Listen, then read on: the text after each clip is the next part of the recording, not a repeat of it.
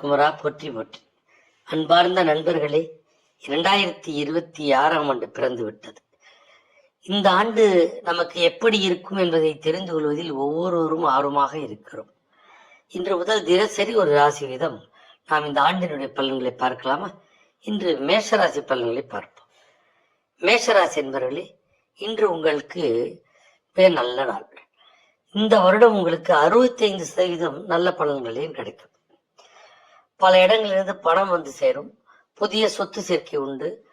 லாபஸ்தானத்தில் ராகு மற்றும் செவ்வாயும் குருவாரை பெற்றிருப்பதால், தனஸ்தானத்தில் உச்ச சந்திரன் இருப்பதாலும் மலை போல் அந்த தடைகள் பனி போல் விலகும்.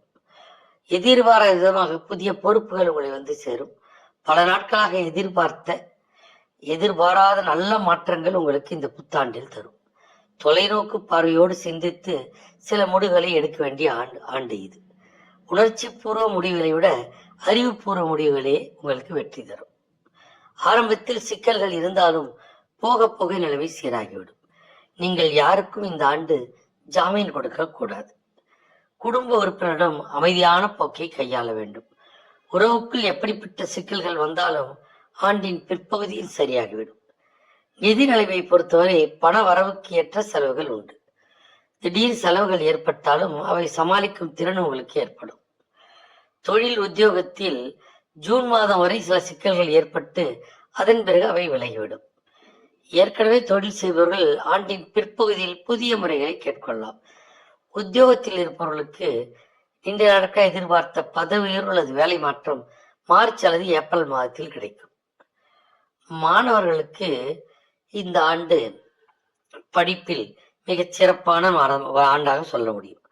அதே போல் அரசு போட்டித் தேர்வுகளில் பல தடவைகள் மீண்டும் வெற்றி பெற முடியாதவர்கள் இந்த வருடம் வெற்றி பெறுவார்கள். மேஷம் ராசியினருக்கு ஒற்றை தலைவலி, தைராய்டு குறைபாடு, பற்களில் பாதிப்பு போன்ற கோளாறுகள் ஏற்படலாம். இரத்த அழுத்தமும் இரத்தத்தில் கிருமி பாதிப்பும் ஏற்பட்டு விலகலாம். வாகனங்களை ஓட்டும் போது கூடுதல் விழிப்புணர்வோடு இருக்க வேண்டும்.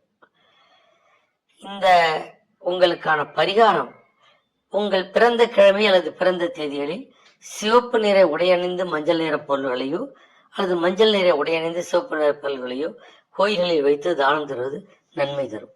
வாழ்க வளமுடன். ஓம் சிவாய நம.